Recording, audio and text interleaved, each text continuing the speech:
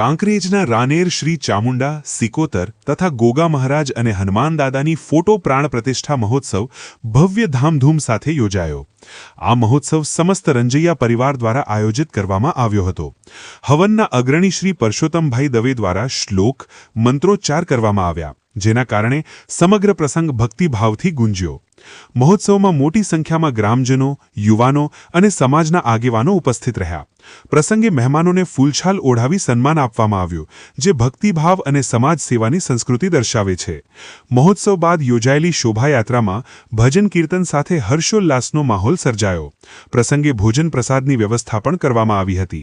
પ્રસંગે ઉપસ્થિત આગેવાનોમાં શ્રી પરમ પૂજ્ય મહંત શ્રી અજમલનાથ બાપુ, શ્રી દવે રતિલાલ મહારાજ, પરશુરામ કુટી, નર્મદા તટ ચાણોદ, હાર્દિકભાઈ બચુભાઈ દેસાઈ, ભુવાજી શ્રી સિકોતર ધામ, ચંદ્રમણા, શ્રી વેરશીભાઈ રત્નાભાઈ દેસાઈ, ભુવાજી શ્રી ગોપાલસિંહ સોલંકી, જાદવ માલસિંહ, અમરસિંહ જાદવ, મેતુભા માજી અને સરપંચ ભીમસિંહ ડેલિકેટનો સમાવેશ થયો.